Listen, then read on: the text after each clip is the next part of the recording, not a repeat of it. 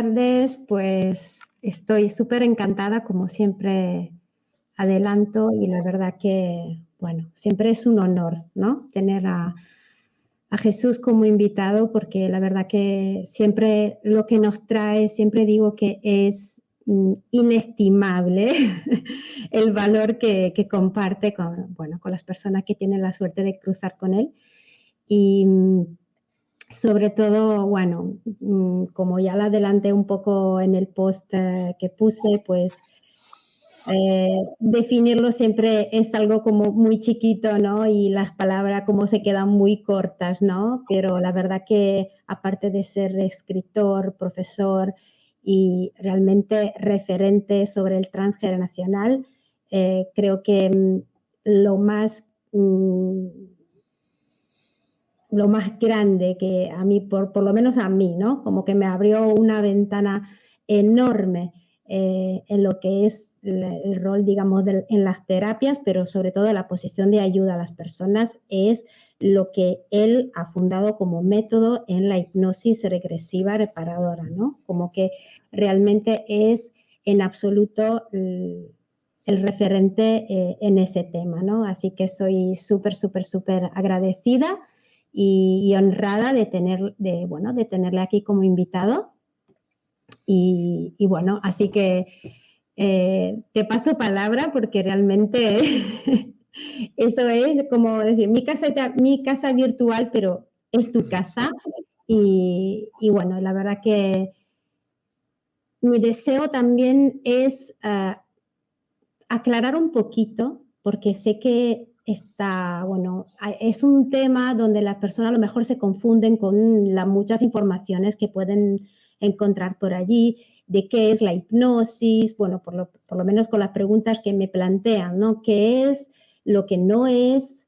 En lo que se diferencia realmente el método que tú nos compartes y traes, bueno, y también una cosita que siempre me dice, pero es que estaré consciente o no, ¿no? Y entonces me gustaría como también abarcar ese nivel y aclarar un poco, ¿no? Y bueno, creo que no haya realmente ninguna persona mejor que tú que puedas explicar eso y la verdad que vuelvo a agradecerte desde el alma, ya lo sabes, con todo. Estoy súper agradecida y honrada. Con todo el cariño estoy aquí. Como siempre, es un placer compartir contigo, Elena, y bueno, con todas las personas que te siguen y que pueden estar viendo ahora en directo este encuentro o que lo puedan ver después en diferido. Un placer siempre compartir lo que uno ama y lo que uno hace y compartirlo con la humildad de que nunca uno está en posesión de la verdad absoluta, pero es cierto pues que compartir la experiencia que uno pueda tener puede servir a otros para, pues a lo mejor, observar u observarse a sí mismos de forma distinta, recapacitar o reflexionar sobre cosas a las que a lo mejor no habían encontrado sentido hasta ahora. En fin, yo creo que siempre eso permite el crecimiento, ¿no? Hombre, la gran pregunta aquí yo siempre acostumbro a hablar, cuando se me cuestiona al respecto de la hipnosis, aquí la primera pregunta que siempre hay que hacer, o la primera aclaración, es ¿qué es? Y quizás incluso más, ¿qué no es la hipnosis? Así como punto de partida. Porque, para bien o para mal, la noción instalada en la sociedad de lo que es la hipnosis no se corresponde en absoluto con lo que en realidad es la hipnosis. Quien más, quien menos, alguna vez hemos visto un espectáculo, una película, un show, lo que sea, donde aparentemente ahí se estaba haciendo hipnosis, donde aparentemente la persona que está hipnotizada o bajo hipnosis está completamente sometida o bajo el control de otra persona, la que guía o hace la hipnosis, e incluso en ese estado de sometimiento puede llegar a hacer cosas ridículas sin poder revelarse o controlar eso. Bueno, como espectáculo, como show, puede tener un cierto interés y de hecho pues cautiva mucho a las personas que les agrada y lo aplauden, pero eso ni es hipnosis ni es del todo cierto. Eso, como yo digo, tiene más de desubicación momentánea que otra cosa. Desubicación momentánea que se puede mantener, es cierto, durante un tiempo, pero no permanentemente. Hagámonos todos una pregunta. Si eso que se ve en esos espectáculos fuera real, esa persona que está guiando el espectáculo, el hipnotizador, tendría mucho más sentido que trabajara para la policía, porque la policía trae a su estudio o a su presencia al presunto sospechoso y sería todo mucho más sencillo, no haría falta jueces, abogados, procuradores. El presunto sospechoso, bajo hipnosis, no le quedaría más remedio que cantar la realidad y la verdad. Pues no es así. Pues no es así porque eso que se ve, como digo, es un show, es un espectáculo, no es la realidad. La hipnosis, lo cierto es que es justo lo contrario de eso que se ve ahí. Justo lo contrario. ¿Qué quiero decir? Pues que la persona que está en hipnosis está hiperconsciente, con total y pleno control de lo que pueda estar haciendo, diciendo o sintiendo. Y por tanto, la persona en hipnosis jamás puede ser manipulada o forzada a decir o hacer algo que no quiera. La persona que está en hipnosis es cierto que se encuentra en un estado de relajación profunda. Esa relajación profunda permite a la persona alejar de su mente en ese momento todo aquello que le pueda estar distrayendo, preocupando, de sus cosas, de su vida, de su trabajo, de sus asuntos familiares, personales, etc. Con todo eso fuera de su mente en ese momento, la persona, guiada por el hipnotizador, puede focalizar toda su atención en algo. Bien, eso es lo que permite a la persona acceder a su memoria emocional, a su memoria profunda, a su inconsciente, a ese sustrato psíquico profundo donde está instalado, registrado, fresco y vigente todo lo que hemos vivido desde el primer instante. Instalado y registrado allí tal como lo hemos vivido cuando tuvo lugar. Esto es importante, porque qué duda cabe que la persona a lo largo de la vida pues madura, aprende, absorbe, incorpora, asimila tantas cosas. Y la persona que pueda tener hoy 30 años se cuenta a sí misma su propia historia desde la óptica de los 30 años. Pero los traumas que haya podido tener cuando tenía 5, 4, 7, 11 años están instalados en su inconsciente, registrados en su inconsciente, tal como los vivió entonces, con las capacidades y recursos que tenía entonces, que indudablemente no serán los mismos que tenga hoy, 20 años después, con 30 años. Claro, es que esa es la clave que tenemos que comprender. Hay dos elementos esenciales para que nuestros amigos comprendan bien lo que es la hipnosis o por qué utilizamos la hipnosis. Primero, estamos hablando de nuestro inconsciente. Estamos hablando de nuestra memoria emocional profunda. Estamos hablando de esa parte de nosotros mismos que no controlamos y no conocemos, pero que controla y guía, siempre se dice, en torno al 95% de lo que hacemos, decimos y sentimos cada día, la inmensa mayoría. ¿Cuándo surge el problema? ¿Cuándo surge el síntoma? ¿Cuándo surge el bloqueo? Cuando la parte consciente de uno mismo pretende algo y la parte inconsciente impone otra cosa. Bien, entonces, como digo, hay dos factores, digamos, o dos particularidades de cómo funciona y cómo reacciona el inconsciente. Hay más, pero lo que quiero explicar ahora sobre la hipnosis, dos básicamente, que son cruciales para que comprendamos qué sentido tiene la hipnosis o qué utilidad terapéutica al servicio del bienestar y la armonía de la persona tiene la hipnosis. Uno, como factor de búsqueda. ¿Por qué? Porque nuestro inconsciente es atemporal. Nuestro inconsciente tiene un propósito sagrado, protegernos. Por eso guarda y registra todo lo que vivimos, especialmente lo que haya podido ser doloroso, traumático. Y lo tiene presente siempre, aunque hayan transcurrido años desde que viviste aquella situación traumática. Porque como su propósito es protegerte, si mañana te expones a algo similar, emocionalmente hablando, a aquel trauma que viviste un día, mañana tu inconsciente activa de nuevo la memoria de aquello que sufriste entonces. Por eso, nuestro inconsciente, decimos, es atemporal. En él está presente todo lo que has vivido, desde el primer instante de la vida. Principalmente aquello que ha sido doloroso, traumático y más aún si no fue adecuadamente gestionado en aquel momento. Por tanto, a la hora de buscar dónde está el origen del problema que puede tener la persona, es crucial comprender esto. Porque si estamos hablando de la atemporalidad del inconsciente, también tenemos que distinguir entre conflicto programante y conflicto desencadenante. Esto es absolutamente fundamental.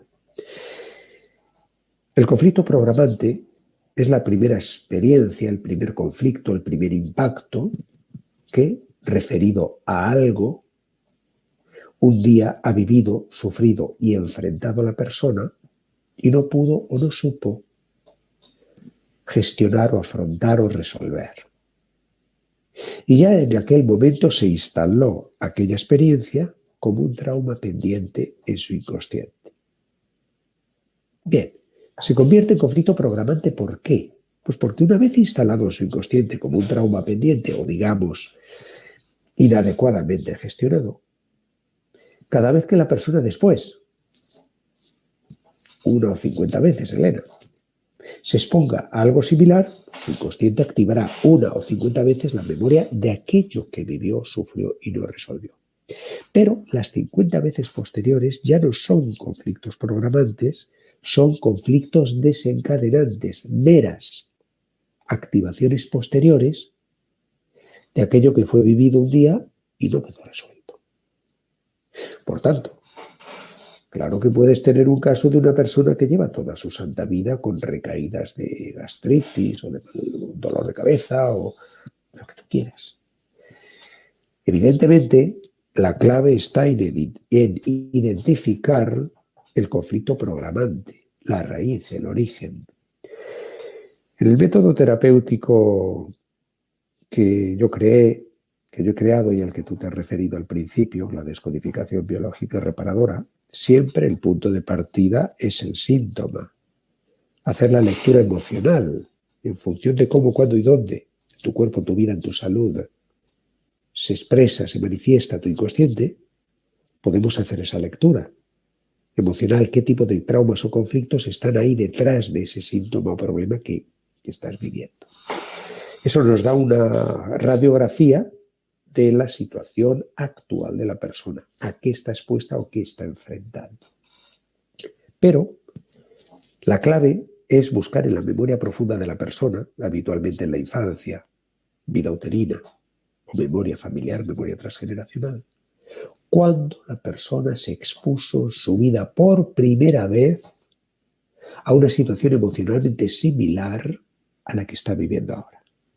Porque ahora aquí, en el síntoma que sufre, está el conflicto desencadenante y allí está el conflicto programante. Yo siempre digo que esto es como el efecto dominó. Si tú pones todas las fichas del dominó de pie, una detrás de otra sobre la mesa, y empujas la última, cae la última, las demás quedan en su sitio. Si empujas la primera, caen todas. Por tanto, claro que podemos hacer un análisis de por qué una persona que lleva años peleando con una gastritis crónica, por poner un ejemplo, y podemos ver la última crisis o la última gastritis que tuvo la semana pasada. ¿A qué estaba expuesta? ¿Por qué se activó eso? ¿Está bien? Está bien. Pero si nos limitamos a hacer un trabajo solo sobre la última recaída, estamos tocando la superficie nada más. Hay que buscar cuándo la persona en su vida por primera vez vivió una situación emocionalmente análoga a la que está viviendo ahora. Sobre todo por una cosa, porque con el conflicto programante, Elena, no se presenta el síntoma. Con el conflicto programante, y ya hablaba de estas cosas el doctor Freud, las dos fases del trauma, con el conflicto programante simplemente vives algo, enfrentas algo, sufres algo y no lo resuelves. El síntoma se presenta cuando a partir de ahí, a partir de ese primer trauma, te vuelves a enfrentar a algo similar y ahí tu inconsciente no solo activa la memoria de aquello que pasó, sino que ahora se presenta el síntoma. Por tanto, hay que buscar cuándo la persona vivió o se expuso a una situación similar a la actual por primera vez y, desde luego, antes de que surgiera el síntoma. Porque con el conflicto programante, como digo, no surge el síntoma. Por tanto, como decía, en la búsqueda del origen, de la raíz del problema que pueda tener la persona hoy, es fundamental comprender que nuestro inconsciente es atemporal, que es un almacén o sustrato psíquico donde se encuentra todo. Y si al inconsciente en hipnosis se le pregunta adecuadamente, el inconsciente te guía y te muestra ese conflicto original. Bien. Y el segundo aspecto que quería resaltar, aparte de esa atemporalidad del inconsciente, el segundo aspecto fundamental, a mi juicio, de cómo funciona y reacciona el inconsciente y que convierta la hipnosis, también a mi juicio, en la mejor y más potente herramienta de desbloqueo emocional, es el hecho de que el inconsciente no distingue entre real o simbólico. Eso tiene, vamos a decir, una cara negativa y tiene una cara muy positiva. ¿Cara negativa cuál? El hecho de que reaccione igual ante estímulos reales o simbólicos, que no distingue entre real o imaginario. Cara negativa quiere decir que si yo me enfrento en la vida sucesivamente a situaciones emocionalmente similares a aquella que sufrí una vez, se activa una y otra vez la memoria de aquello que sufrí. Lo cual, claro, que puede alterar mi vida, mi equilibrio, mi bienestar, mi salud. Pero la parte positiva es que si el inconsciente reacciona igual ante estímulos reales o simbólicos, en hipnosis podemos hacer dos cosas. Una, la primera, ir atrás en el tiempo, guiar a la persona para que vuelva a aquellos escenarios donde ocurrió algo que vivió, sufrió y no resolvió, que lo recuerde, lo viva, lo sienta tal como fue. Y dos, la segunda, que esta es la clave, acto seguido, volver a aquel mismo escenario, la persona siempre en hipnosis, pero ahora sí, con las capacidades, recursos o experiencias que no empleó entonces o no tenía entonces. Esto es absolutamente clave para poder resignificar, desbloquear, liberar la raíz emocional del trauma o problema que tenga la persona. Decía Friedrich Nietzsche, a quien me gusta citar mucho, pero lo que voy a decir ahora viene absolutamente a colación, que nadie nunca construirá por ti el puente que necesitas para atravesar cada día la corriente de la vida. Por eso habría que hablar más de autohipnosis que de hipnosis. La persona está guiada, claro que sí, pero es la persona la que acomete, enfrenta, gestiona y resuelve, guiada, el problema. Nunca hay que dar nada a la persona porque la persona ya lo tiene todo. Y ahí entramos de lleno en lo que decía el doctor Milton Erickson. Milton Erickson decía, toda persona tiene todas las capacidades y recursos necesarios para gestionar con solvencia su vida. Todos, del primero al último. Quizá no todos tienen la capacidad para llegar a ciertos, lo que sé, ser premio Nobel o lo que sea, ¿no?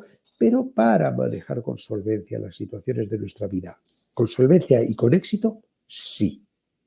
Otra cosa es que no lo hagamos. Y ahí es donde entra en juego el aspecto terapéutico. ¿Por qué? Pues porque, como decía Kenneth Robinson, pues todo niño o toda niña es talento puro. Cuando es niño o niña, o sea, la primera etapa de la vida es talento puro. Hasta que, paulatinamente, se le enseña a través de la educación y el adoctrinamiento que existe el error y debe avergonzarse del error. A partir de ahí, lo más probable es que ese niño que es talento puro pliegue sus alas y no vuelva a desplegarlas más. Las creencias limitantes. Las creencias limitantes. Por tanto, todos tenemos esos recursos y experiencias, pero no los utilizamos. ¿Por qué? Por las experiencias previas que hemos tenido, por los golpes que nos ha dado la vida, por las pautas o reglas que nos han inculcado, por tantas y tantas cosas, lo que el doctor Albert Ellis llamaba el masturbatory. Actuamos más de acuerdo a cómo creemos que tenemos que actuar para ser como la sociedad o la familia quiere que seamos. Actuamos más de acuerdo a eso que no de acuerdo a cómo yo soy o lo pienso. Nos adaptamos al contexto social, familiar, laboral, etc.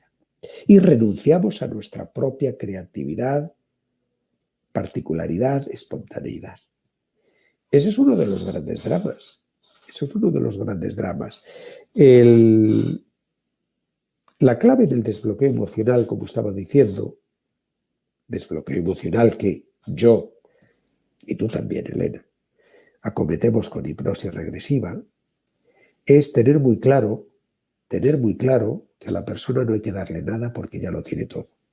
Y por tanto, son los propios recursos o capacidades de la propia persona las que permitirán a la persona resolver, desbloquear, liberarse de esa trampa o ese laberinto en el que está.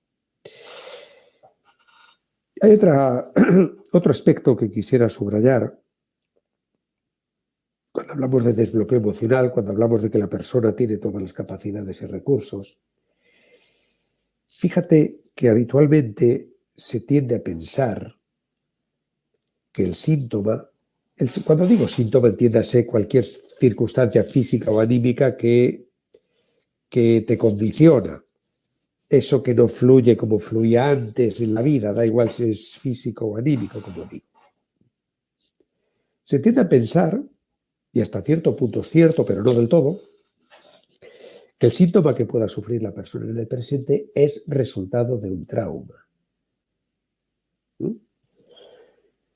Si vamos a la descodificación biológica, eso es así. Es decir, el síntoma o enfermedad es un programa de adaptación biológica frente a un trauma o situación inesperada, imprevista e intensa en la que te has visto inmerso en un momento determinado de tu vida. Eso, como digo yo, es así, pero no es así. Porque, como decía el doctor Albert Ellis, a quien he citado hace un par de minutos, entre el trauma y el síntoma o cómo tú somatices ese trauma, se encuentra el filtro de creencias. Toda persona que se vea de pronto inmersa en una situación inesperada, dolorosa, vergonzosa, traumática, etcétera, etcétera, inmediatamente pone en práctica su filtro de creencias. Comienza a hacer constructos mentales y racionales para explicarse a sí misma eso que está viviendo. Y esos constructos racionales y mentales, que no es otra cosa que los pensamientos y sentimientos, son el filtro de creencias. Porque yo gestiono eso en lo que me veo inmerso en función de mis experiencias previas, en función de los valores que me han inculcado, en función de situaciones parecidas que haya podido vivir. Pero el filtro de creencias, pensamientos y sentimientos, yo los controlo.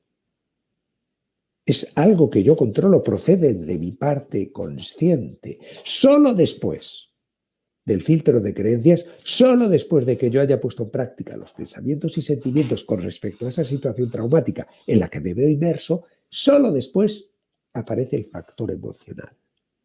El resultado, según yo gestione, según qué tipo de filtro de creencias yo emplee, así será la vivencia emocional que llega después.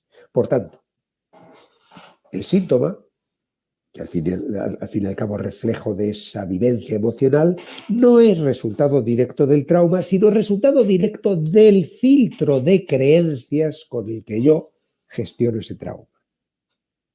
Esto se puede entender muy sencillo. Dos personas que puedan estar a la vez, Elena, presenciando un mismo trauma, a la vez y juntas, no necesariamente van a reaccionar igual.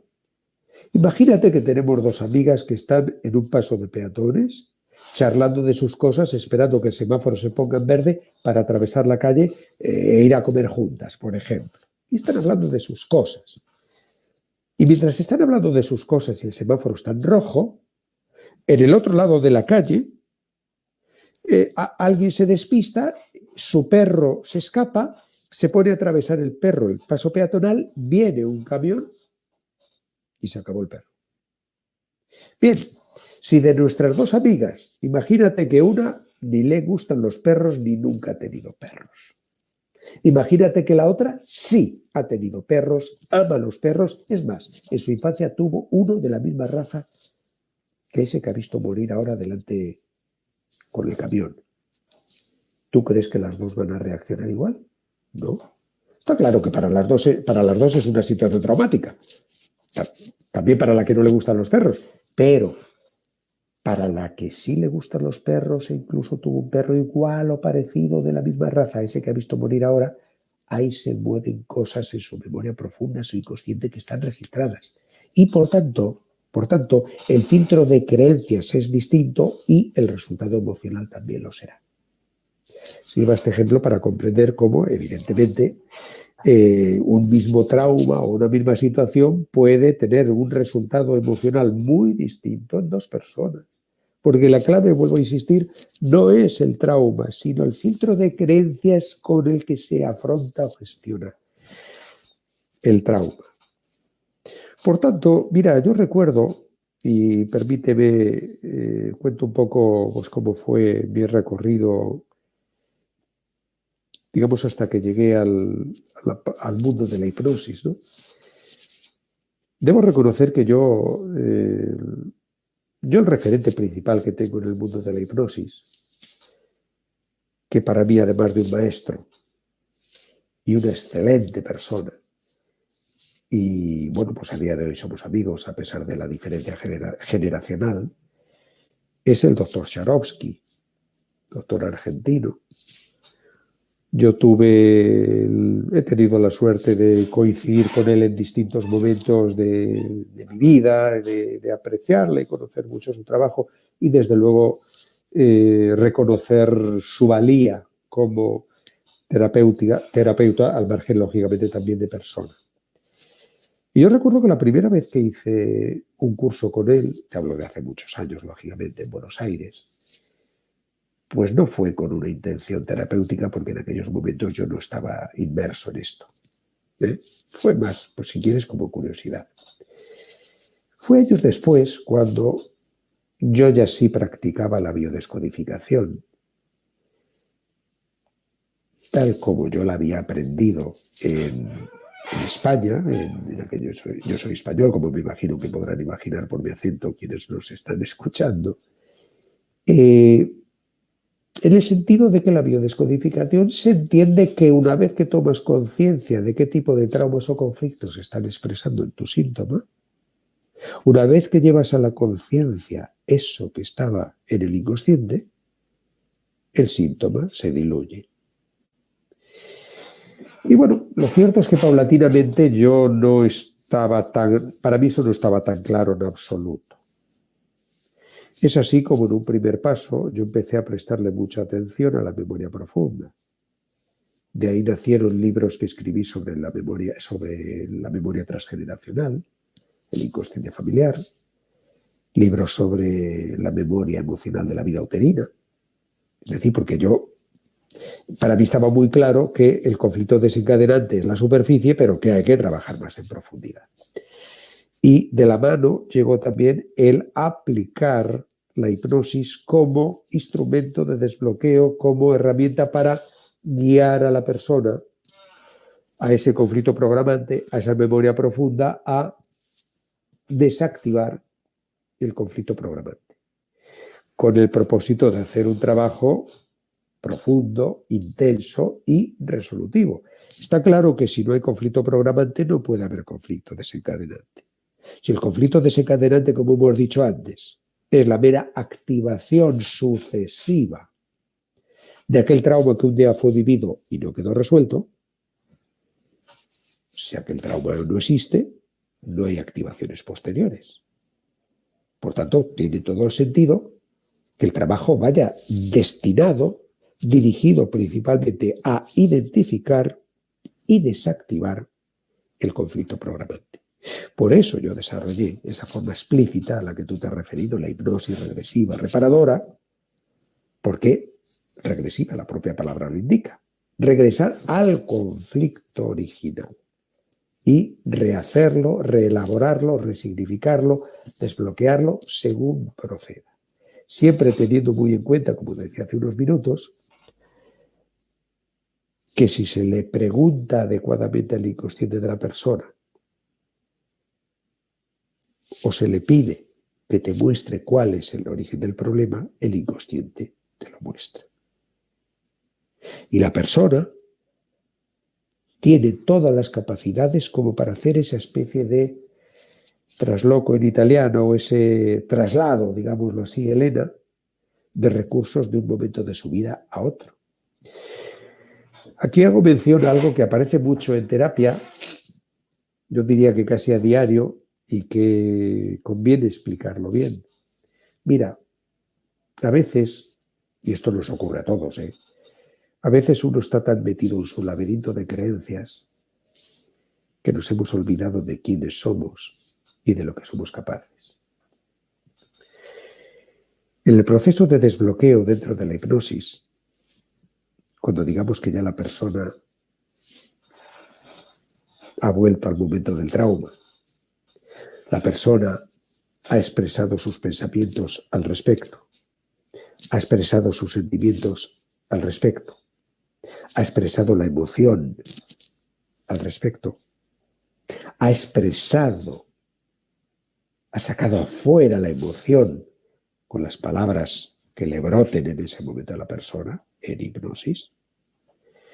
Llega el momento de la reparación, y el momento de la reparación no es otro, como decía hace unos minutos, que volver a aquella situación traumática, pero con las capacidades, recursos y experiencias que o no tuvo o no empleó entonces. Y se da la paradoja de que muchas veces le preguntas, hablo todo esto en hipnosis, con la persona en hipnosis guiando una regresión. Le preguntas a la persona a la hora de buscar el recurso, bueno, ¿y qué es lo que te faltó allí? ¿Qué es lo que te hubiera servido o ayudado, qué sé yo, en aquel momento de la infancia para poder estar en esa situación y no haber sufrido o no haber padecido lo que padeciste?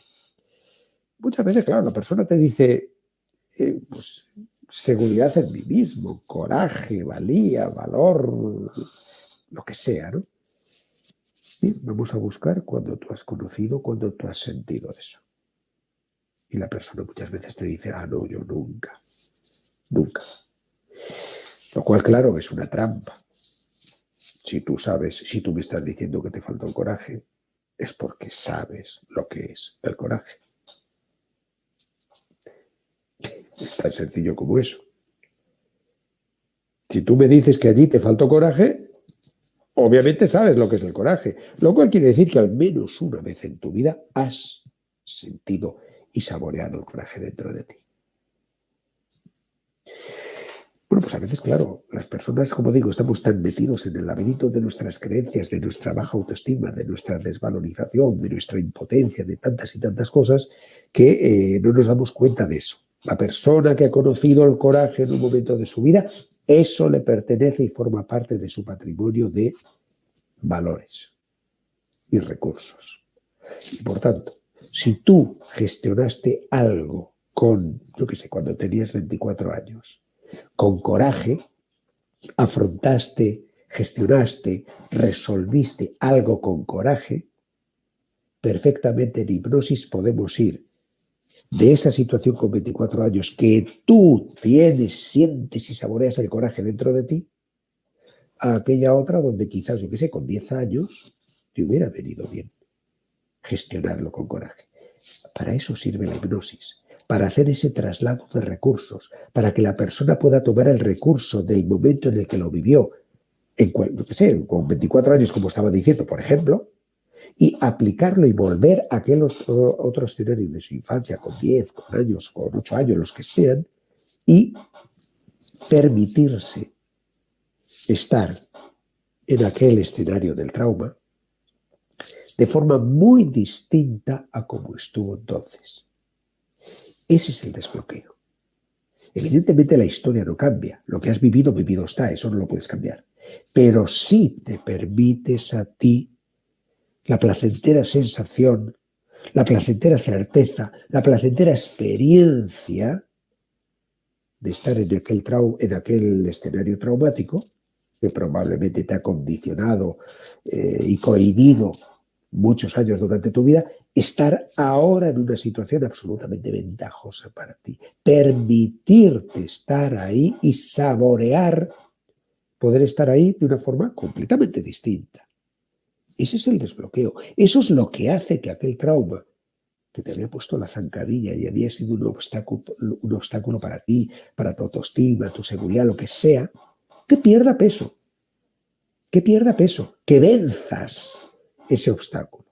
Porque ya tienes la certeza, la sensación, has estado ahí.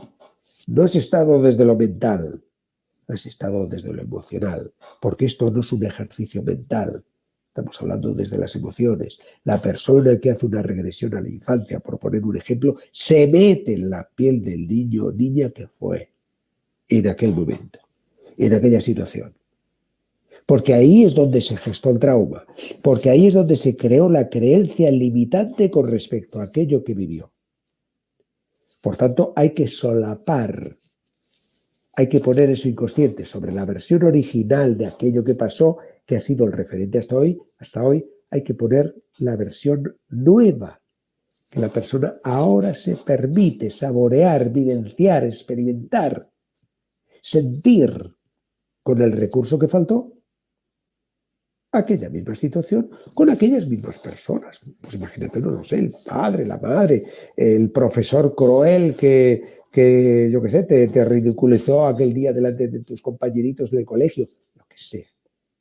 Esa es la forma de hacer el desbloqueo. Esa es la forma desde lo emocional, instalar en el inconsciente, registrar en el inconsciente, ofrecer al inconsciente de la persona una versión distinta. Una versión distinta que resulte absolutamente favorable para la persona. Ese es el enorme valor, y así has titulado tú este encuentro de hoy, el inmenso valor, inmenso, has utilizado tú la palabra inmenso, ese es el inmenso valor que tiene la hipnosis. En mi humilde opinión, la herramienta de desbloqueo más rotunda, intensa y eficaz que se pueda utilizar, donde, vuelvo a repetir, es siempre la persona adecuadamente guiada la que acomete el cambio. No estamos hablando de la hipnosis que se hacía en los tiempos de Freud, aquella hipnosis donde básicamente lo que se hacía era instalar prohibiciones al inconsciente de la persona. No estamos hablando de hipnosis ericksoniana. Estamos hablando de una hipnosis de trance ligero, donde la persona en estado alfa, como decía yo previamente, está plenamente consciente, profundamente relajada, pero con total y pleno control de lo que está haciendo, diciendo y sintiendo. Necesitamos que sea así, porque solo así la persona puede sentir, expresar, gestionar lo que está ocurriendo. En un estado de hipnosis más profundo ocurrirían dos cosas. Uno, que muy pocas personas acceden o tienen esa facilidad para llegar a un estado más profundo de relajación y de hipnosis. Y dos, en ese estado profundo de hipnosis, la persona realmente no puede gestionar, está inerte, inerme, no puede gestionar, no puede sentir, no tiene esa misma capacidad. Entonces este es realmente el gran patrimonio que hay que reconocer por siempre al doctor Milton Erickson, genio entre los genios, porque la hipnosis que se hace hoy en el mundo, en el ámbito terapéutico quiero decir, es hija de Milton Erickson, en mayor o menor medida, de una forma más o menos protocolaria, pero todas son ericksonianas. Ninguna es ya como las que se hacían en el siglo XIX, etcétera, en absoluto. ¿Por qué? Porque a la larga no funciona el prohibir.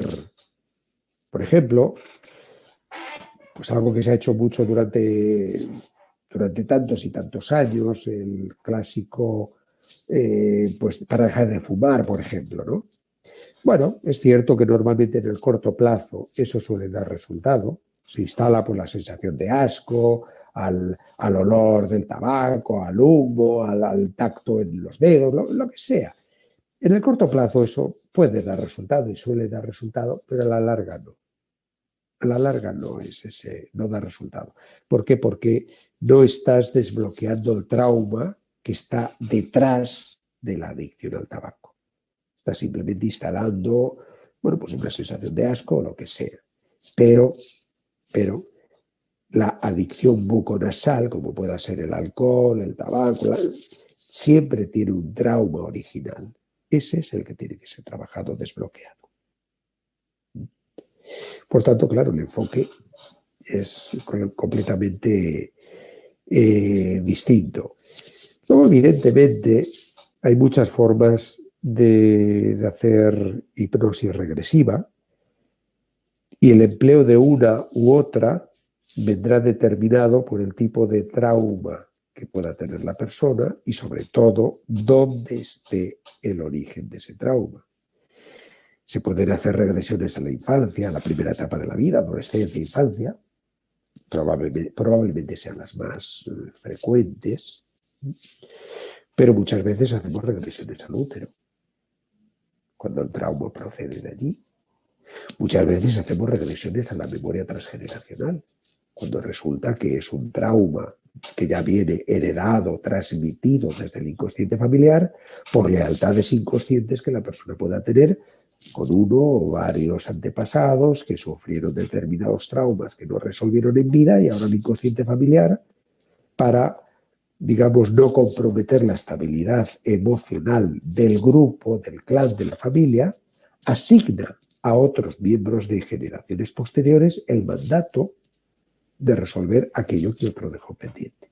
Entonces, claro que naturalmente esos traumas pendientes están instalados en el inconsciente familiar y te puede condicionar en tu vida, en tu salud, el trauma que dejó pendiente, pues, un abuelo, un bisabuelo, alguien que te haya precedido, etc.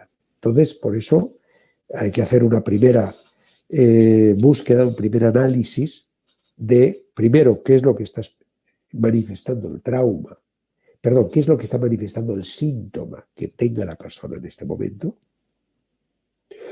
Cuando la persona enfrentó o vivió por primera vez una situación emocionalmente análoga, porque es allí donde hay que ir. Y luego se empleará un tipo de hipnosis u otra en función de dónde necesitemos ir. Pero siempre todas tienen como, vamos a decir, común denominador la reconstrucción de los hechos. Llevar allí las capacidades, recursos y experiencias que faltaron o que la persona no tenía o no empleó. Rehacer la historia, añadir un párrafo nuevo o reescribir ese párrafo de distinta manera, Elena. Quería compartir eso, ¿no, Jesús? Que a veces lo que a lo mejor a las personas que, bueno, que se acercan un poquito, ¿no?, a esos temas en principio, pues les cuesta entender que cuando pasa algo y las personas enfrentan algo que no están preparadas, pues evidentemente, como tú decías, la época, el momento preciso donde ocurre un trauma o una situación que destabiliza, que moviliza mucho el interior de la persona y no tiene los recursos necesarios, que como tú dices, de ser muchísimas veces en la etapa intrauterina donde todo el mundo no tiene memoria consciente, pero suele acordarse a lo mejor de algo en la infancia o lo que sea, pues yo suelo como explicarle como que el inconsciente es como si tuviera una foto de lo que ha pasado y como casi que la congela allí, ¿no? La persona, allí en la foto, lo que se congela y se conjunta también es la emoción. Porque una pregunta que me plantean varias veces es, por qué y para qué yo, a lo mejor, ¿no? Como comentabas justamente antes, ¿no? Creciendo, evolucionando, madurando, lo que sea, yo puedo sobrellevar lo que puedo haber vivido en un momento dado y, bueno, contarme unas cosas para a lo mejor como darle contexto diferente, decir, bueno, pues manejarlo desde otro lugar, ¿no? Pero entonces dice, ¿por qué yo tengo que ir atrás a sacar una memoria y por qué tenemos justamente que reconectar con la emoción? Yo, por lo que en mi experiencia, y evidentemente yo estoy en el comienzo, pero me doy cuenta que hay niveles también de regresión, entre comillas, ¿no? Es decir, que hay unos niveles, como siempre decimos, que las personas mismas que permite el acceso a determinadas informaciones y recursos, pues allí es como que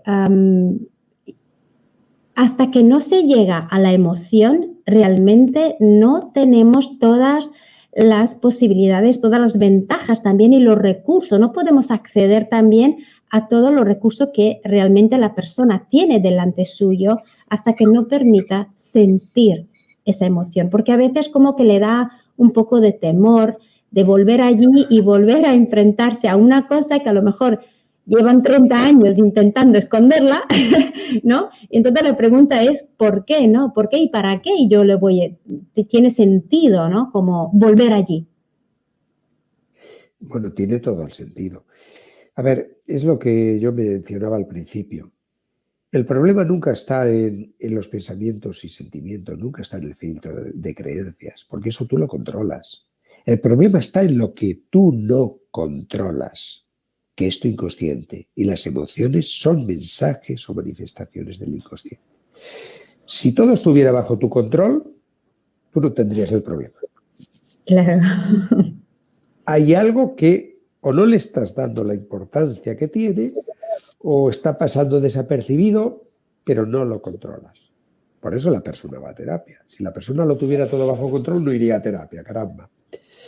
Entonces, claro, es crucial comprender cómo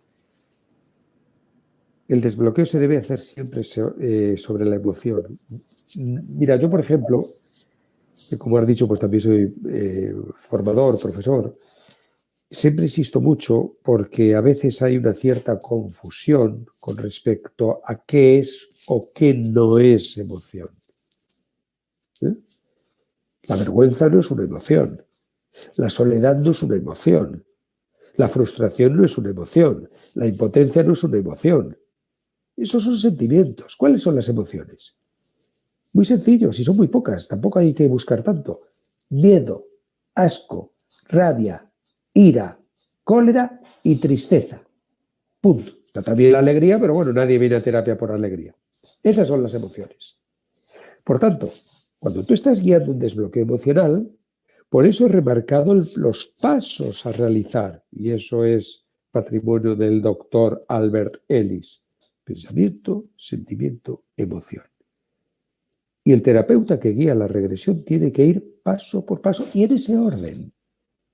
No tendría nunca sentido que se acometiera el desbloqueo, es decir, la expresión y reemplazo por un recurso, que se acometiera el desbloqueo sobre un sentimiento, sobre la soledad, sobre la vergüenza, sobre la injusticia, sobre la impotencia. Estarías perdiendo el tiempo, no estás desbloqueando nada porque eso no es emoción. Eso es la antesala de la emoción. Por tanto, tienes que continuar hasta llegar a la emoción. Y muchas veces incluso, y tú lo sabes bien, Elena, muchas veces incluso hay varias emociones. Hay varias emociones. Hay una emoción principal y aparece una secundaria. Pero la emoción secundaria no aparece hasta que la persona no ha vomitado, permíteme utilizar la palabra, no ha vomitado la principal. Imagínate la clásica situación que hayas podido vivir en la infancia donde pues viviste situaciones de miedo con tu papá, porque quizás, yo qué sé, papá maltrataba a mamá y tú lo vivías con miedo. Esa es la emoción principal, el miedo que a mí me causaba ver a mi padre en esa situación. Y claro, cuando le pides a la persona que exprese el miedo, que saque afuera con palabras lo que reprimió entonces, y después empieza a llorar, porque lo que aparece es la tristeza. La tristeza de haber tenido que ver aquello, de no haber podido tener, pues, yo que sé, acceso, contacto, ternura con el padre, de la pena de ti mismo, la tristeza de ti mismo de haber tenido que, de haber perdido, digamos, una parte bellísima de la infancia, porque en lugar de poder disfrutar jugando con tu papá que te leyera cuentos, etcétera, etcétera, pues le tenías miedo y no te acercabas a él. Entonces, claro, que muchas veces hay emociones secundarias que están solapadas, están debajo de la principal. Y eso es un aspecto muy interesante para que el terapeuta tenga la paciencia necesaria, la destreza necesaria cuando guía un desbloqueo emocional en hipnosis para dar el tiempo suficiente para, si existe, que salga la emoción secundaria, que solo va a salir a flote cuando has quitado la principal. Siempre son las emociones. Yo quisiera recalcar una cosa más, porque pues no sé si te lo habrán preguntado o no, pero yo sé que muchas veces se preguntan estas cosas, porque, por ejemplo, yo en mi canal YouTube pues hay muchísimas hipnosis regresivas de todo tipo, a la infancia, a la memoria transgeneracional, al útero, a vidas pasadas, etc. Pero muchas veces las personas le tienen un cierto respeto, cuando no temor, a la hipnosis, porque claro, ven ahí en el vídeo y dicen, pero bueno, esa persona está ahí, está llorando, está... Pero no olvidemos nunca, la película hay que contarla cuando termina, no a mitad. Es cierto, como yo decía al principio, que en la primera parte de la hipnosis guiamos, acompañamos a la persona al momento traumático. Y tiene que haber una exposición emocional. Aquí no existe el telemando como en las televisiones. Aquí hay que hacerlo todo conectándose con la emoción. De forma guiada y protegida por el terapeuta, obviamente, pero hace falta revivir y sentir tal como fue. Pero ahí no termina el trabajo. El trabajo termina cuando ya hemos expresado lo reprimido, la emoción, y hemos reemplazado o hemos reconstruido aquella escena con el uso del recurso, experiencia o nivel de conciencia que no hubo en el momento original. Es ahí donde termina la regresión. Es ahí cuando abre los ojos la persona. Es ahí cuando termina el trabajo. Y cuando hemos hecho ese trabajo hasta el final, tal como lo acabo de describir, lo que la persona ya ha podido estar llorando 20 minutos antes, eso ya no está. Ha resuelto el problema. Lamentablemente, como digo, no lo podemos hacer con mando a distancia. ¿Sabes? Esto no es como un televisor que pones el telecomando o el mando a distancia. No se puede hacer así. Pero hay que llegar hasta el final. ¿En qué situación emocional abre la persona los ojos cuando termina el trabajo? Porque ahí ya se ha liberado del problema. Lo ha trascendido, lo ha diluido, ha perdido el peso que podía tener hasta el momento anterior de hacer la regresión. Sí, claro, ¿no? Es que hay que llegar hasta el momento donde todo se disuelve, ¿no? Toda la emoción atrapada allí desde hace un montón de tiempo, pues llega a, como tú dices, ¿no? A disolverse, a disminuirse, como que se desinfla, ¿sí? Es como que antes como que está como allí todo repleto y está como apretando muchísimo.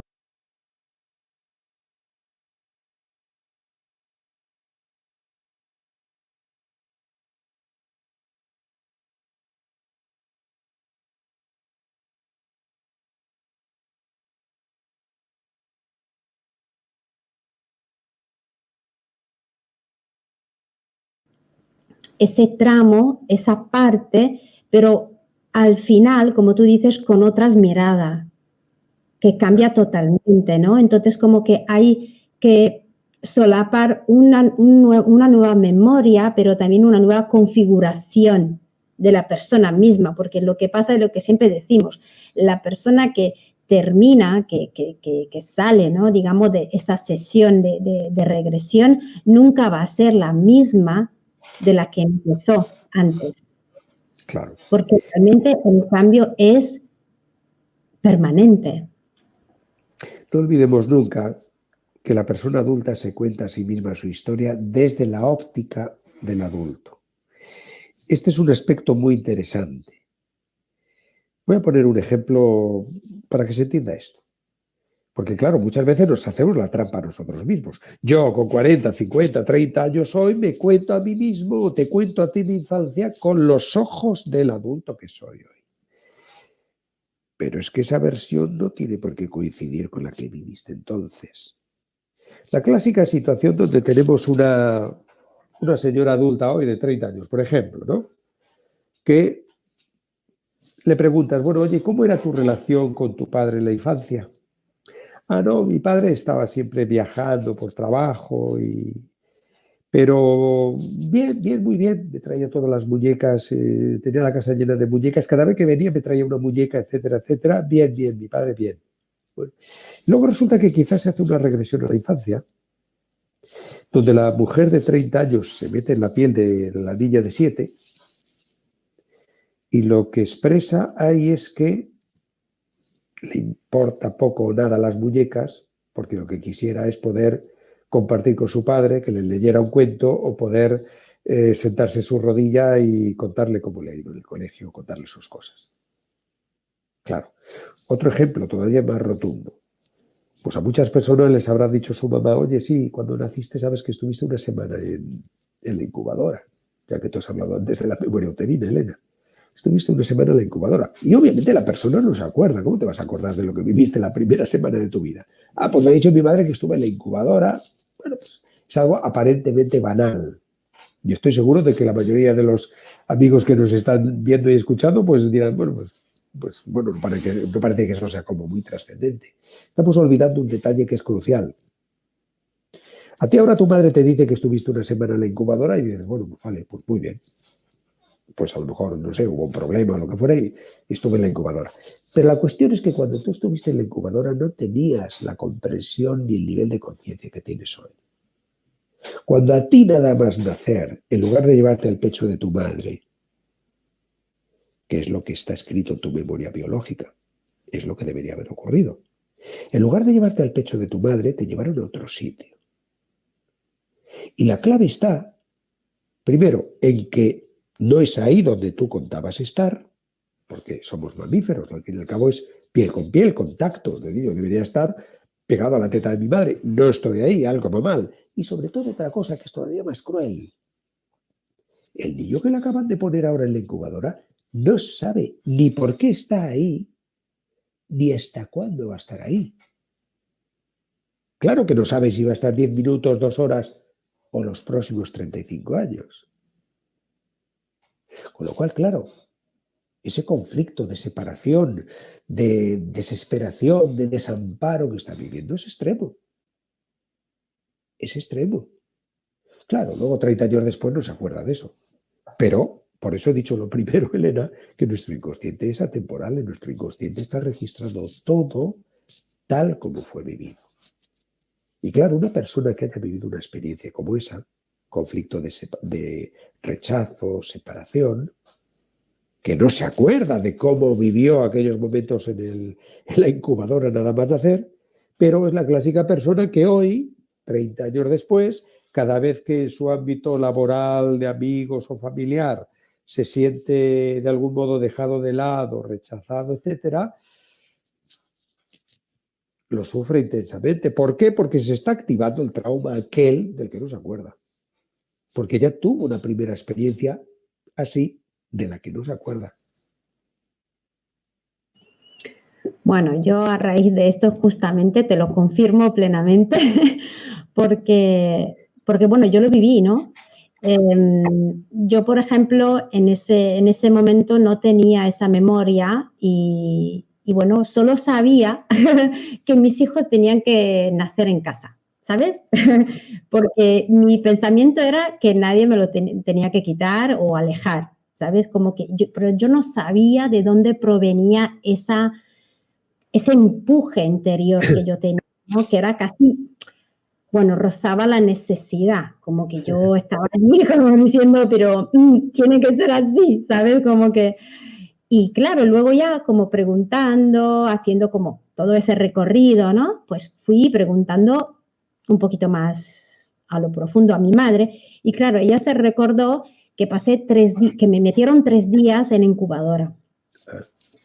Y yo lo descubrí cuando hice un trabajo sobre claramente la memoria uterina y en el parto, donde hubo un momento donde que yo me sentí como que realmente como casi un ataque de pánico que yo no había registrado, pero volví allí y entonces como que me veí como que no sabía ni dónde me encontraba y solo como que me sentía como separada de mi madre injustamente, evidentemente, y yo desde allí pude realmente como darme cuenta que una parte, yo había como guardado una parte de rabia hacia, digamos, no, digamos, a los médicos todos, pero digamos como al sistema en cómo actúan o como que no te preguntan lo que tú quieras hacer, ¿no? Algo así, ¿no? Como se había quedado allí. Pero hasta que yo no regresé allí, pues yo no fui como atando los puntitos, ¿no?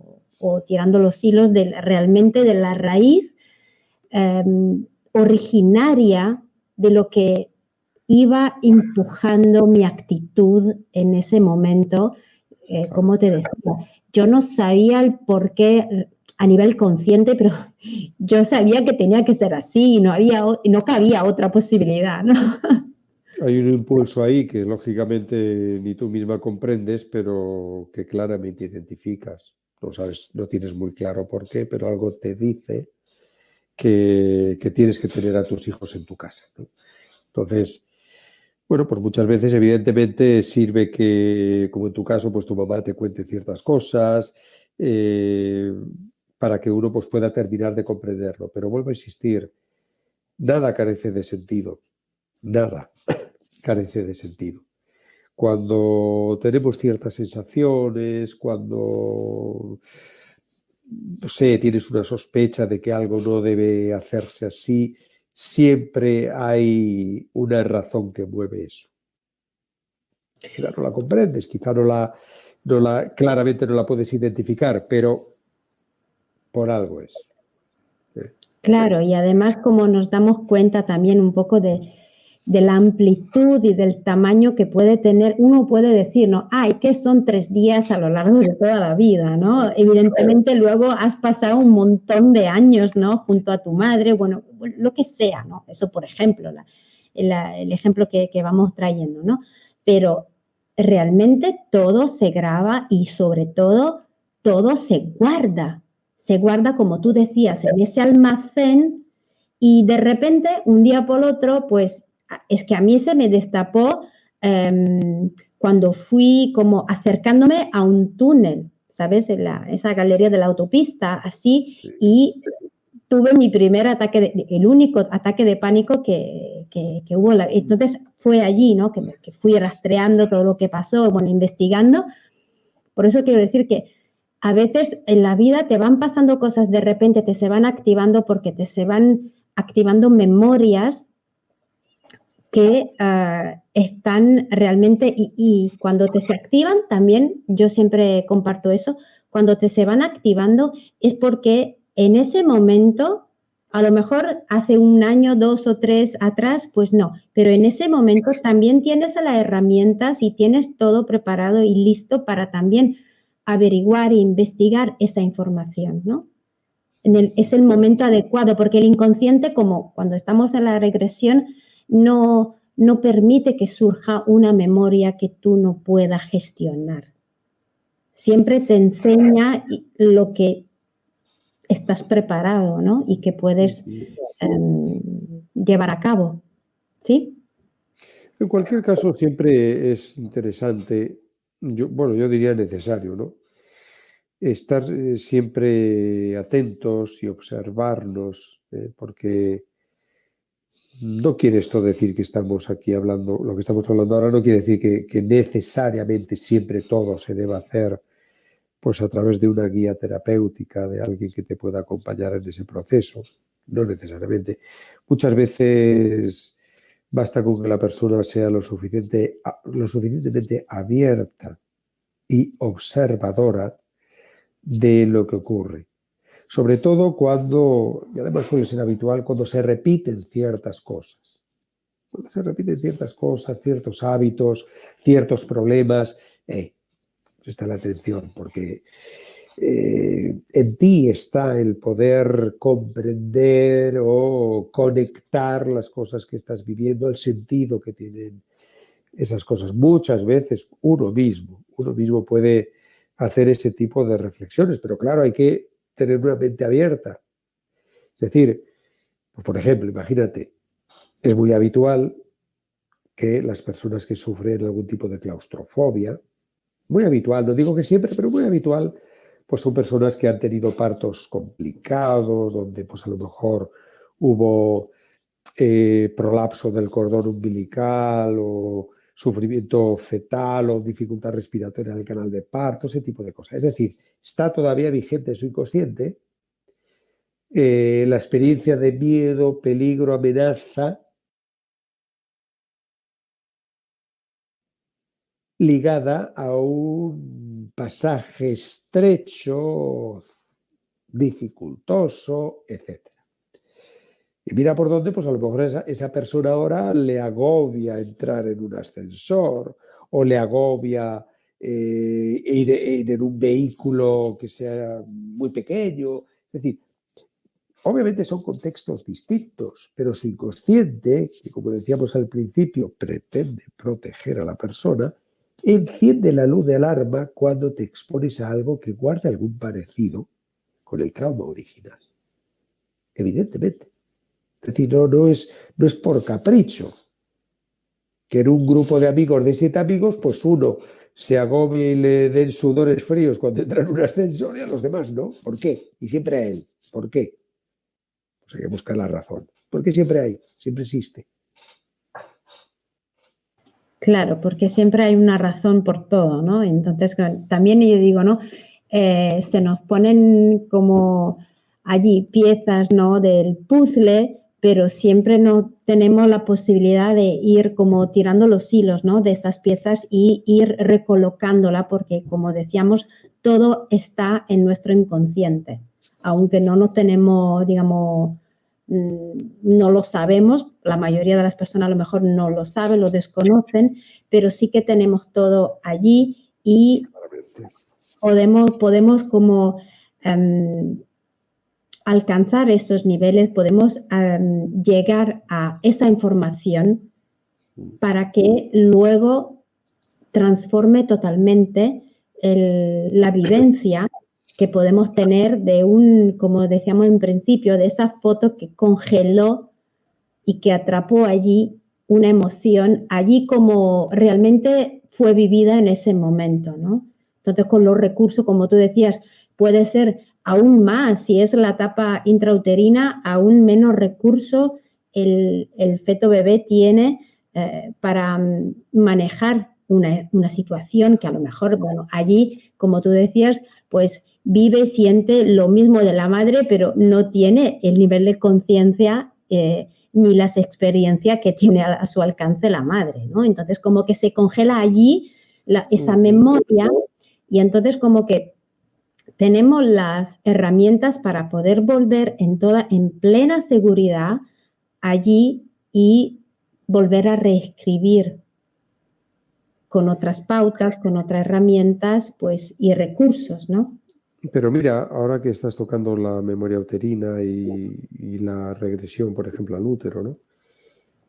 Hay que tener muy presente que cuando se hace hipnosis, se establece una especie de puente, donde, para que nos entiendan nuestros amigos, una parte de la persona va realmente allí, se mete en la piel del feto y vive lo que allí vivió entonces, pero otra parte de la persona queda aquí, la que está en la camilla con los ojos cerrados, la persona adulta.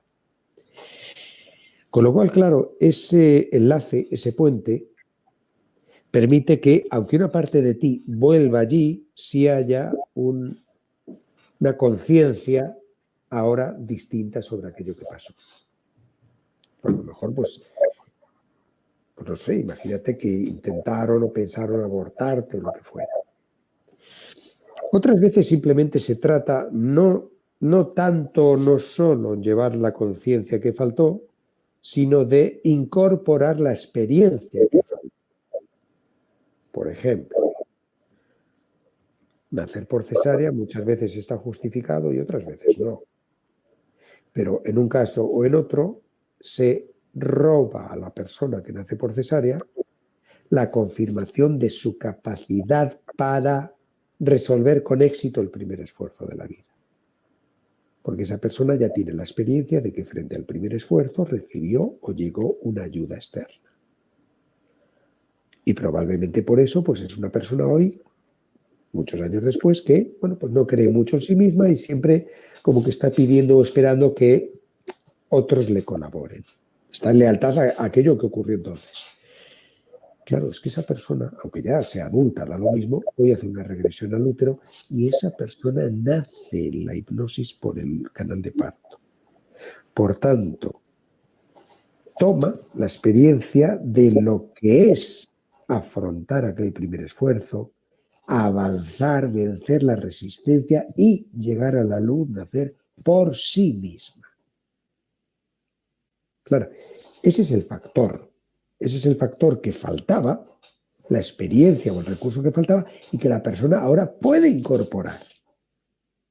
Por tanto, en función de cuál sea el problema, unas veces se trata de llevar conciencia para poder afrontar y experimentar una situación de distinto modo, pero otras veces es para tomar el valor o la experiencia que me faltó, asumirla o incorporarla ahora. De algún modo, tener ahora la certeza de que sí puedo yo, por mí mismo y sin colaboración externa, resolver o culminar las cosas que me proponga, los esfuerzos que me pueda pedir la vida, por decirlo así. Sí, y la verdad que, bueno, en mi experiencia lo que voy claramente, ¿no? Averiguando a cada vez es realmente la inmensa potencialidad que tiene esa herramienta y porque también nos permite recuperar. Es como que cuando hay un trauma, cuando hay algo que se queda pendiente o no resuelto o se queda allí, como decíamos, congelado, es como si un trocito de nosotros, podemos llamarle un trocito de alma, un trocito de memoria o lo que sea, un pedacito, pues es como que si se quedara atrapado allí. Y cuando hacemos esos tipos de trabajos, pues nos permitimos también recuperar. A veces son emociones, a veces son informaciones que desconocemos. Por ejemplo, cuando, bueno, ya haremos una entrevista específica sobre vidas pasadas, porque sabes que, bueno, amo mucho y además es la gran mayoría de los que me preguntan y bueno, que voy transitando, evidentemente, trabajando mucho con el transgeneracional, con el árbol y eso, pero la verdad que también nos permite el ver con otra mirada, nos permite ampliar también nuestro nivel de conciencia y también nuestra comprensión, porque a veces, no sé, por ejemplo, detrás de un sentimiento puede haber un corte, puede haber una separación con alguien que a lo mejor la persona no se imaginaba ni de lejos, porque el inconsciente, cuando se le va preguntando, pues a lo mejor le aparece a la persona, esa persona que nos estamos refiriendo, pues recuperar ese vínculo, recuperar ese momento que casi es un momento sagrado de reconjunción, reconciliación, y a veces cuando tratamos vidas, que se abre a lo mejor una memoria de vidas pasadas que la persona desconoce evidentemente a nivel consciente por completo, pues nos permite ampliar y eso realmente como cambia totalmente la configuración. Si yo, por ejemplo, no sé, me voy tirando 30 años contándome y siempre la misma historia, que me pasó eso o me hicieron eso el otro, bueno, lo que sea. Entonces me monto toda una peli con ese cuento. A raíz de eso, a lo mejor darme cuenta que hay algo antecedente a eso y que a lo mejor se desarrollaron las cosas de otra manera. Entonces, como que me da una comprensión de por qué se queda un rasgo o algo, una memoria allí y que se necesitaba. A lo mejor yo, no sé, en una vida me encuentro de una parte de la vida y en otra vida necesito experimentar de la otra parte, que es lo que suele pasar. Entonces, abrir esa ventana de posibilidad es que cambia por completo. No sé, digamos que se va como derrumbando todo el cuento, y también la persona tiene que tener la disponibilidad de cambiar el cuento, ¿sí? Pero si tiene esa apertura, es que cambia por completo la vida, porque realmente no, como que ya se sale del plan como de la víctima, como de la impotencia, como que se me cae encima algo y no puedo hacer nada, y a la vez como la mayor cosa es que a mí, no sé, que me doy cuenta, es que las personas cuando ven que a lo mejor en esa vida tienen como una posibilidad de liberarse, cuando pasan esas cosas y entienden el por qué y el para qué, es una total liberación. Así es. Nada se puede hacer sin la predisposición favorable de la persona. Nada se puede hacer contra la voluntad de la persona. Por tanto, el elemento indispensable y absolutamente necesario es que la persona, primero, reconozca que tiene un problema. Segundo, esté abierta a afrontar ese problema. Y eso exige una alta dosis de coraje, ¿eh? Es mucho más fácil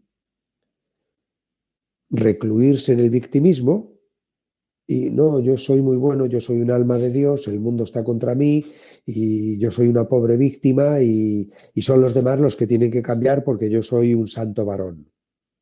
Bueno, podrá ser muy buena persona, pero dudo mucho que sea eso. Vamos a ver, no te otorgues tanta importancia. Nadie ha nacido ni nadie se levanta cada día para arruinarte la vida a ti. No eres tan importante. No eres tan importante. Por tanto, sal de ese rol. Exige una buena dosis de coraje, mirarse al espejo, tengo un problema y yo voy a hacerlo. Guiado o acompañado, sí, pero yo voy a afrontar el problema. Porque el problema está en mí y la solución también está en mí. El problema no está ni en los otros, ni tengo que esperar que otros me den nada. El problema está dentro y la solución está dentro. Con lo cual, es absolutamente necesario que la persona comprenda eso. A veces Claro, es mucho más fácil, pues como hacemos, nos cruzamos de brazos y, bueno, pues haga usted lo que tenga que hacer. Y para lo que estamos hablando aquí, de un desbloqueo emocional, de que la persona afronte de verdad sus problemas o sus situaciones, el cruce de brazos no sirve. La persona no es paciente, la persona es activa, sujeto activo, no paciente. La mayoría de las veces como que digamos, en aquel rol pues se desconoce la inmensa potencialidad que tiene, ¿no? Porque las cosas pasan, si las cosas, como decimos, no son casuales, pero causales, siempre tiene una razón. A raíz de eso, yo sé, a lo mejor no veo bien dónde pueda ser la razón, pero sí que sé que las hay. Y entonces como que realmente eso puedo lograr llegar a descodificar, a interpretar y a revelar, que se me revele, digamos, ¿no? El por qué y el para qué, ¿no? De todo eso. Entonces, realmente, si nos quedamos en una posición, digamos, ¿no? En plan víctima, realmente allí no tenemos ningún poder de nada, ni de solucionarlo, ni de manejarlo, ni nada, ¿no? Entonces, como que realmente es contraproducente, ¿no? La acción y realmente desplazarse del cuento que llevamos tiempo, ¿no? El victimismo es un callejón sin salida que no conduce a ninguna parte y del que no vas a salir salvo que salgas del victimismo, ¿no? Victimismo, bueno, pues puede ser una postura en primera instancia cómoda, porque al fin y al cabo, por lo que yo decía, ¿no? Es el mundo quien tiene que cambiar y que cambien todos. Bueno, es muy cómodo, pero no te lleva a ninguna parte. No te lleva a ninguna parte.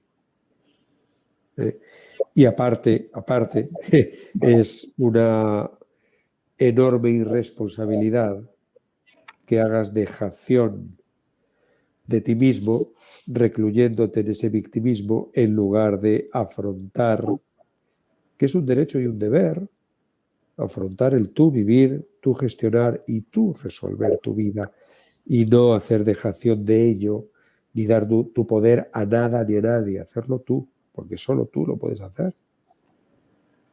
Claro, y además eso, ¿no?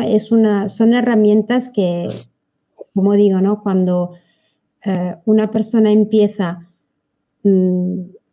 a descubrir un montón de cosas que son propias, claramente, que sean situaciones que se repiten, que sean memorias, que todo eso, pues es algo que nos pertenece en algún nivel. Entonces, como es readquirir poder personal, es readquirir el poder de poder manejarlas y entonces realmente cambiar la historia y cambiar digamos, la manera también de, como yo digo, ¿no? De cómo andamos por allí, por la vida, ¿no? Romper las inercias. Porque al fin y al cabo, el poder llevar a un patrón de comportamiento, poder llevar allí una capacidad o recurso que no has venido empleando, te permite romper una inercia, te permite comprobar que es posible romper esa inercia. Porque claro, muchas veces uno está habituado a ciertas pautas que se repiten y verdaderamente uno no se cree capaz de poder cambiar eso. Ahí está la gran clave para la que sirve la hipnosis, que la persona pueda verdaderamente sentir y tener dentro esa confirmación de que ahora sí puedo hacer o sí puedo afrontar lo que antes ni siquiera se me ocurría o no me creía para nada capaz. Por tanto, ahí está el factor esencial. Cuando la persona, no porque nadie le ha dado nada, yo mismo sé y he saboreado lo que es vivenciar esa situación de una forma distinta como la había vivido una vez. Esa es la clave. Esa es la clave. Y ese es un patrimonio que ya nunca se va. Ya nunca se va. Queda en la persona. Claro que queda en la persona. Eso es resolutivo. No es algo que no tiene marcha atrás. No vas a volver al punto en el que estabas. Totalmente. Aunque cualquier cosa, ¿no? Que la persona pueda elegir, pero nunca, nunca, nunca será como antes. Cualquier camino, cualquier decisión, cualquier elección, pero tiene lugar un cambio realmente profundo y eso se vuelve como que se graba y es algo que la persona tiene allí, ha adquirido y nadie se lo puede quitar. Entonces es realmente un valor añadido que queda en la persona y enriquece la persona. Es así. Completamente de acuerdo. Bueno, pues yo vuelvo a agradecerte realmente, Jesús, porque la verdad que, bueno, ya sabes que me quedaría horas hablando contigo, porque la verdad que son temas que a mí me han cambiado la vida totalmente. Por eso que sigo compartiéndolo, porque la verdad que no solo en el plan, digamos, de lo que podemos hacer en nuestra misión de vida, en las terapias con las personas, pero la verdad que, como digo, es como un tesoro que vamos cada día descubriendo, enriqueciendo y es algo que sigue engrandeciéndose. Así que yo te agradezco muchísimo por lo que tú vas aportando, porque realmente eres el referente absoluto de todos estos temas. Bueno, Y yo te agradezco tus palabras desde el cariño, que sé que las dices desde el cariño y también desde el cariño las agradezco. Bueno, uno hace humildemente lo que puede o lo que sabe y, como digo, a quien le pueda servir, pues yo me siento honrado de que le pueda servir a alguien. Pero nunca nadie termina de aprender, nunca nadie termina de aprender y nunca nadie está en posesión de la verdad absoluta. Evidentemente eso creo lo tenemos todos muy claro. En el momento en el que crees que has dejado de aprender, estás muerto. Porque ya no, no hay, no, no. ya no hay Eso no, crecimiento, no ya no hay ocurre. crecimiento posible. No, digo, cuando ya crees que lo sabes todo, has terminado, No, ya no hay crecimiento posible y eso es muy claro. triste, es muy triste. Lo fascinante, y a ti te pasa también, es que con cada regresión, cada persona y cada caso son ventanas que se abren para observar y aprender. Porque no hay dos personas iguales, no hay dos casos iguales, no hay dos hipnosis regresivas iguales. Y por tanto, Totalmente. es fascinante. Cada día y cada experiencia te trae un aprendizaje. Eso es al fin y al cabo lo que, al menos a mí, me impulsa a seguir adelante, ¿no? Sí, y además porque cada persona podemos realmente observar, ¿no? Porque en ese momento, cuando la persona saca sus recursos, estamos en plan observador, porque es eso que tenemos que hacer, ¿no? Allí ya no tenemos que guiar, ¿no? La persona tiene sus recursos y realmente es algo sorprendente como cada persona cuando se siente también, bueno, también se tiene que sentir en seguridad, como yo decía en principio, ¿no? Para abrirse a ese nivel, pero cuando tiene todo eso y está allí, realmente está a su alcance unos recursos que a lo mejor a nosotros no nos ocurren, pero a la persona sí. Entonces, claro, siempre, yo digo siempre, nunca nos aburrimos en eso, ¿no? Porque las historias son infinitas y mucho más cómo las personas también La alcanzan clave, a sus memorias y a sus recursos, ¿no? Entonces, claro, eso es súper interesante. la clave siempre está en que el terapeuta vaya detrás de la persona, nunca delante. Claro. Siempre detrás y al servicio de la persona, supeditado al proceso que esté viviendo.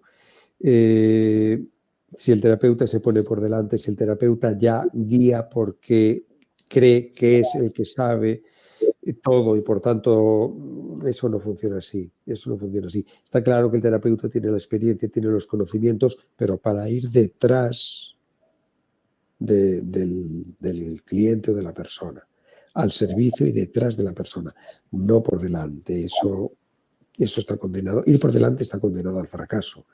Es más, yo ni siquiera lo llamaría terapia, no sé cómo habría que llamarlo a eso. Claro, y además como, bueno, también que tú conoces perfectamente, ¿no? Como también se utiliza en la sistémica, ¿no? Se dice al servicio de la vida, del sistema, de la persona y en el lugar del más chiquito, ¿no? Desde allí se puede ayudar porque es al servicio de los que vienen antes, ¿no? De la persona, entonces a sus padres, al sistema, bueno, entonces es desde allí, ¿no? Desde lo chiquito, desde lo pequeño, ayudando en autenticidad y bueno, y con, evidentemente, porque a veces ese es un tema también, ¿no? Que me van comentando, ¿no? Cuánto importa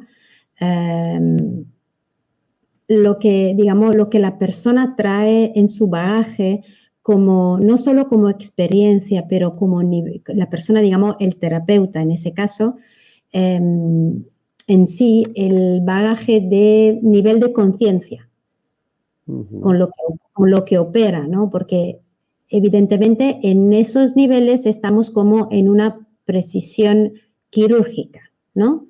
Y entonces como que allí es esencial realmente estar al servicio de la vida, del amor, del sistema y de la persona, ¿no? Como realmente pudiéndole ayudar, pero que la persona misma pueda reconocer sus fuerzas desde allí y recuperando trocitos, fragmentos de sí mismo, de su historia, de todo lo que le pertenece y que pueda hacer desde allí un recuperar su fuerza, su poder y ponerlo a servicio. Así es. Completamente de acuerdo. Ese es el camino. Bueno, pues vuelvo a repetir, muchísimas gracias y la verdad que súper honrada siempre. Ahí nos Siempre mandan un saludo. Muchísimas gracias, Annette.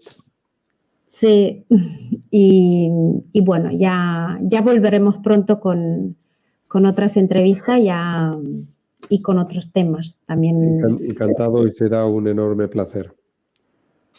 Pues para mí también, y sé que, bueno, muchas personas lo van viendo en diferido, por supuesto, así que, bueno, ya quedarán en la página Facebook y, bueno, para que se pueda visionar en cualquier momento. Así que muchísimas gracias, Jesús, y hasta muy pronto. Un abrazo fuerte, hasta pronto y un saludo cariñoso para todos.